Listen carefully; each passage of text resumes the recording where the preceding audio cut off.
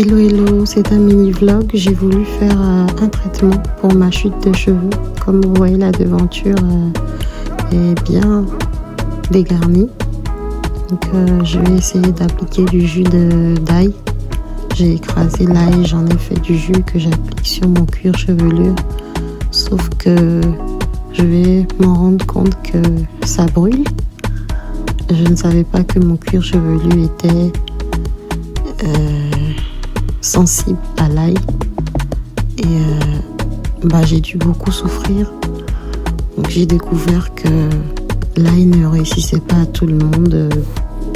Après la vidéo, j'ai fait des recherches parce que ça m'a vraiment inquiété la façon dont l'ail a irrité mon cuir chevelu. J'avais des sensations de brûlure, j'avais des sensations de plaies, comme si j'avais des plaies sur mon cuir chevelu. Pourtant, je ne voyais rien du tout, à part que je perds mes cheveux à certains endroits. Et je ne comprends pas pourquoi je ressens des douleurs à ces endroits-là. Et j'ai fini par comprendre que c'était de la trichodynie. Enfin, une anomalie qui est occasionnée par le stress, qui fait perdre des cheveux à certains endroits et qui donne des sensations comme de brûlure, comme si le fer avait brûlé ou comme s'il y avait une plaie qui ne cicatrisait pas, et c'est vraiment horrible. Du coup, je me suis rendu compte que mon red flag, c'était l'ail, et c'était justement la chose à ne pas faire. Et je ne savais pas.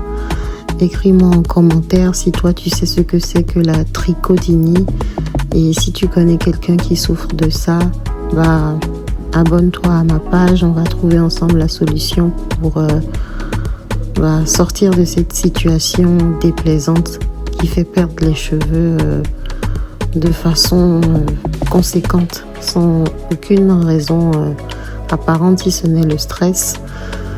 Oui, si ce n'est le stress et une routine capillaire pas très bien respectée.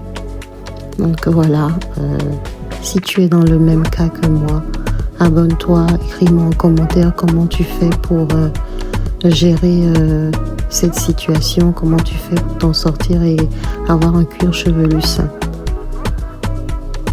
C'est pas facile, c'est compliqué, mais on y va, on s'accroche. Bisous!